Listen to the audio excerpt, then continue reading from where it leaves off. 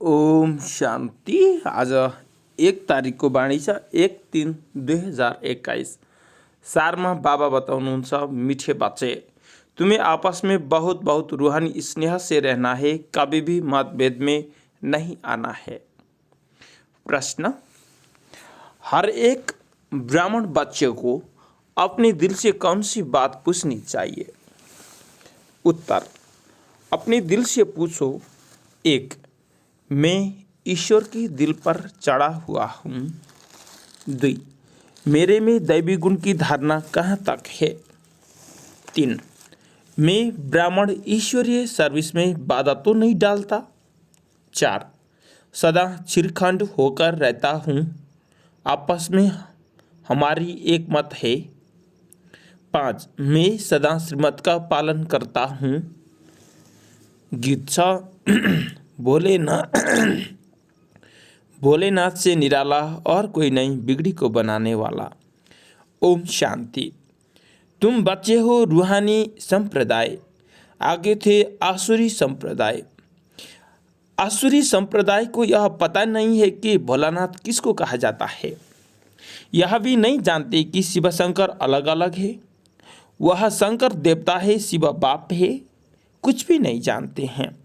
अब तुम हो ईश्वरीय संप्रदाय अथवा ईश्वरीय फैमिली, वह है आसुरी फैमिली रावण की। कितना फर्क है। अभी तुम ईश्वरीय फैमिली में ईश्वर द्वारा सीख रहे हो कि एक दो में रूहानी प्यार कैसा होना चाहिए। एक दो में ब्राह्मण कुल में यह रूहानी प्यार यहाँ से भरना है। जिनका पूरा प्यार नहीं होगा तो पूरा पद भी नहीं पाएंगे।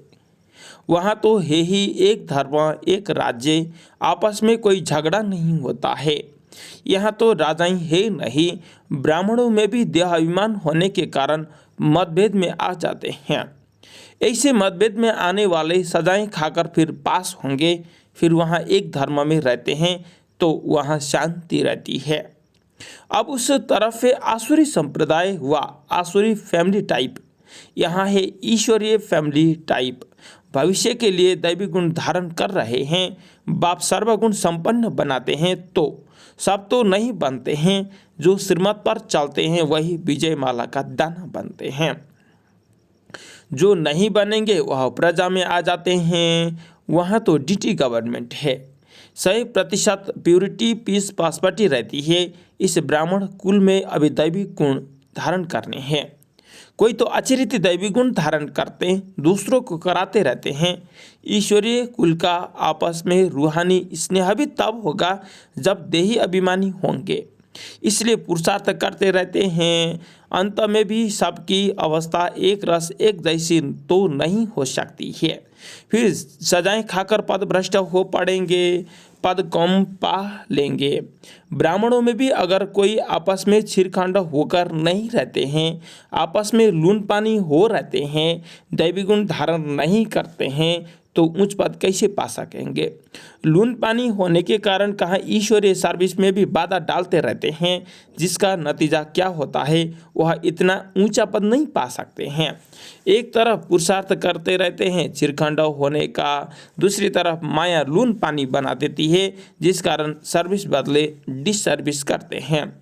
बाप बेट समझाते हैं तुम हो ईश्वरीय फैमिली, ईश्वर के साथ रहते भी हो। कोई साथ रहते हैं, कोई दूसरे दूसरे गांव में रहते हैं, परंतु हो तो इकट्ठे ना। बाप भी भारत में आते हैं। यह मनुष्य यह नहीं जानते शिव बाबा कब आते हैं, क्या आकर करते हैं। तुमको बाप द्वारा अभी परिचय मिला है, रचयिता और रचना के आदि मध्य अंत को अब तुम बच्चे जानते हो। दुनिया को पता नहीं कि यह चक्र कैसे फिरता है, अभी कौन सा समय है, बिल्कुल घोर अंधियारे में है। अब तुम बच्चों को रचयिता बाप ने आकर सारा समाचार सुनाया है, साथ साथ समझाते हैं कि हे शालिग्रामो मुझे याद करो। यह शिव बाबा कहते हैं अपने बच्चों को तुम पावन बनने चाहते हो ना, पुकारते आए हो, अभी मैं आया हूँ। शिव बाबा आते ही है भारत को फिर से शिवालय बनाने। रावण ने वेश्यालय बनाया है, खुद ही गाते हैं कि हम पतित विशेष है। भारत सतयुग में संपूर्ण निर्विकारी था। निर्विकारी देवताओं को विकारी मनुष्य पूजते हैं, फिर निर्विकारी ही विकारी बनते हैं, यह किसी को पता नहीं है। पूज्य तो निर्विकारी थे, फिर पुजारी विकारी बने हैं, तब तो बुलाते हैं हे पतित पावन आओ, आकर निर्विकारी बनाओ। बाबा कहते हैं यह अंतिम जन्म तुम पवित्र बनो, माँ में कम याद करो तो तुम्हारे पाप कट जाएंगे और तुम तमो प्रधान से सतो प्रधान देवता बन जाएंगे, फिर चंद्रवंशी क्षेत्रीय फैमिली टाइप में आएंगे। इस समय हो ईश्वरीय फैमिली टाइप, फिर दैवी फैमिली में 21 जन्म रहेंगे। इस ईश्वरीय फैमिली में तुम अंतिम जन्म पास करते हो, इसमें तुमको पुरुषार्थ कर फिर सर्वगुण संपन्न बनना है। तुम पूज्य थे, बरोबर राज्य करते थे, फिर पुजारी बने हो, यह समझाना पड़े ना। भगवान है बाप, हम उनके बच्चे हैं तो फैमिली हो गई ना। गाते भी हैं तुम माता पिता, हम बालक तेरे, तो फैमिली ठहरे ना। अब बाप से सुख घनेरे मिलते हैं। बाप कहते हैं तुम सारी फैमिली बेशक हो, तुम हमारी फैमिली बेशक हो, परंतु ड्रामा प्लान अनुसार रावण राज्य में आने के बाद फिर तुम दुख में आ जाते हो, तुम पुकारते हो, इस समय तुम एक्यूरेट फैमिली हो। फिर तुमको भविष्य 21 जन्म के लिए वर्षा देता हूँ। यह वर्षा फिर दैवी फैमिली में 21 जन्म कायम रहेगा। दैवी फैमिली सतयुग त्रेता तक चलती है, फिर रावण राज्य होने से भूल जाते हैं कि हम दैवी फैमिली के हैं। वाम मार्ग में जाने से आसुरी फैमिली हो जाती है। 63 जन्म सीढ़ी गिरते आए हो, यह सारी नॉलेज तुम्हारी बुद्धि में है। किसको भी तुम समझा सकते हो, असल तुम देवी देवता धर्म के हो। सतयुग के आगे था कलयुग, संगम पर तुमको मनुष्य से देवता बनाया जाता है। बीच में है यह संगम, तुमको ब्राह्मण धर्म से फिर दैवी धर्म में ले आते हैं। समझाया जाता है लक्ष्मी नारायण ने यह राज्य कैसे लिया। उनसे पहले आसुरी राज्य था, फिर दैवी राज्य कब और कैसे हुआ। बाबा कहते हैं कल्प कल्प संगम पर आकर तुमको ब्राह्मण देवता क्षेत्रीय धर्म में ले आते हैं। यह है भगवान की फैमिली। सब कहते हैं गॉडफादर, परंतु बाबा को न जानने के कारण निदान के बन गए हैं, इसलिए बाप आते हैं घोर अंधियारे से सोजरा करने। अब स्वर्ग स्थापन हो रहा है, तुम बच्चे बढ़ रहे हो, दैवी गुण धारण कर रहे हो, यह भी मालूम होना चाहिए। शिव जयंती मनाते हैं, शिव जयंती के बाद फिर क्या होगा। जरूर दैवी राज्य की जयंती हुई होगी ना। हेविनली गॉडफादर हेविन स्थापन करने हेविन में तो नहीं आएंगे। कहते हैं मैं हेल और हेविन के बीच में संगम पर आता हूँ। शिवरात्रि कहते हैं ना, न रात में आता हूँ। यह भी तुम बच्चे समझ सकते हो। जो समझते हैं वह औरों को भी धारणा कराते हैं। दिल पर भी वह चढ़ते हैं जो मनसा वाचा कर्मणा सर्विस पर तत्पर रहते हैं। जैसी जैसी सर्विस उतना दिल पर चढ़ते हैं। कोई ऑलराउंड वर्कर्स होते हैं, सब काम सीखना चाहिए।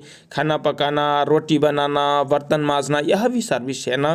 बाप की याद है फर्स्ट, उनकी याद से ही विकर्म विनाश होते हैं। यहाँ का वर्षा मिला हुआ है, वहाँ सर्वगुण संपन्न रहते हैं।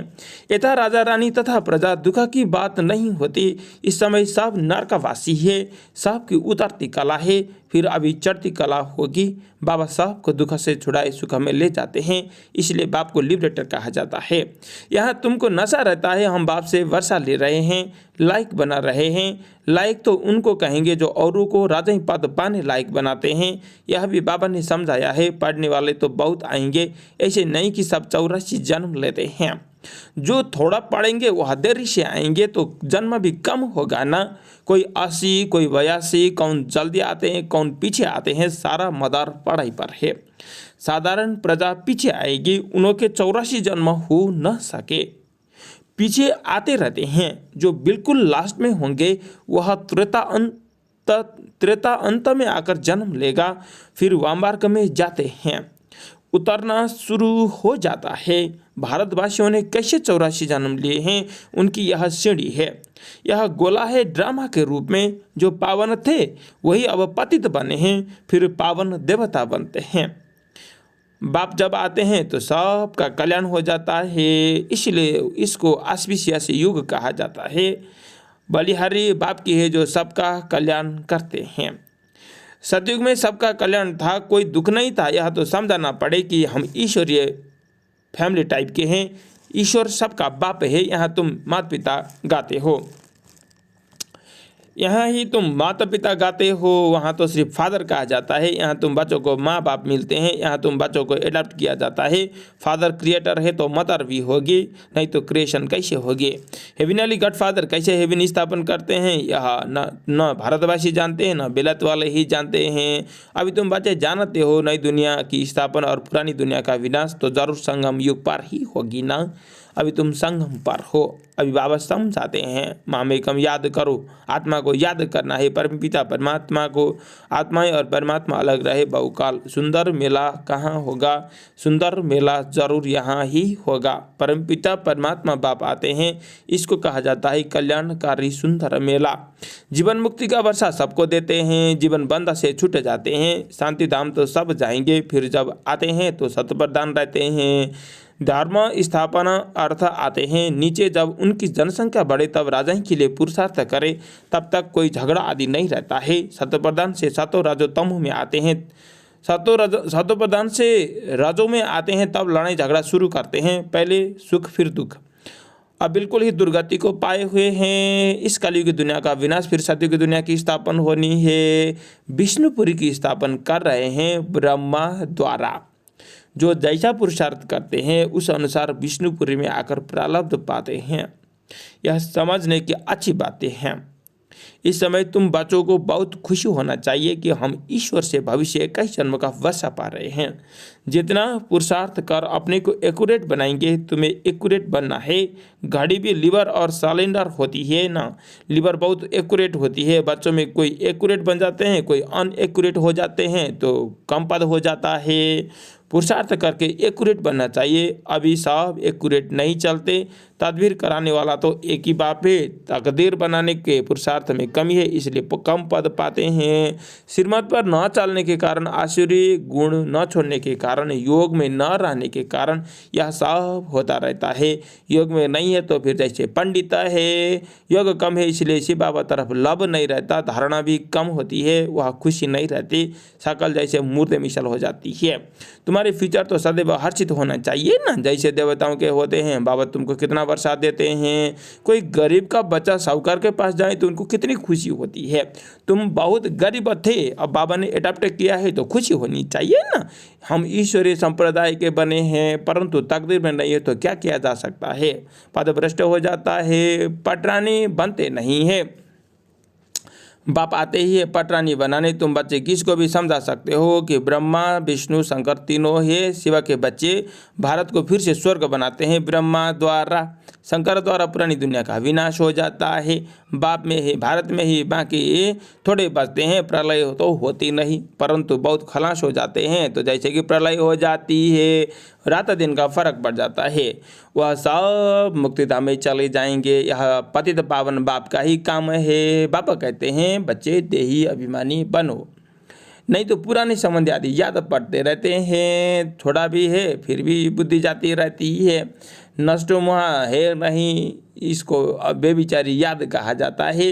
सदगति को पा न सके क्योंकि दुर्गति वालों को याद करते रहते हैं। अच्छा, मीठे मीठे सिखलाते बच्चों, माता पिता बाप दादा का याद प्यार और गुड मॉर्निंग। रूहानी बाप की रूहानी बच्चों को नमस्ते। हम रूहानी बच्चों को भी रूहानी बाप को याद प्यार गुड मॉर्निंग नमस्ते बाबा नमस्ते। धारणा नंबर 1 पहलू पॉइंट सा, बाप दादा के दिल पर चढ़ने के लिए मनसा वाचा कर्मणा सेवा करनी है। एक्यूरेट और ऑलराउंडर बनना है।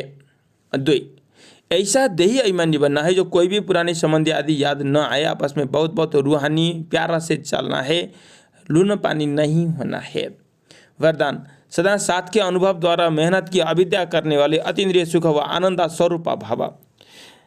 जैसे बच्चा अगर बाप की गोदी में है तो उसको थकावट नहीं होती है। उनके पाँव से चलेंगे, अपने पाँव से चले तो थकेगा भी, रोएगा भी। यहाँ भी आप बच्चे बाप की गोदी में बैठे हुए चल रहे हो, जरा भी मेहनत व मुश्किल का अनुभव नहीं। संगमिक पर जो ऐसे सदा साथ में रहने वाले आत्माएं हैं उनके लिए मेहनत अविद्या हो जाती है।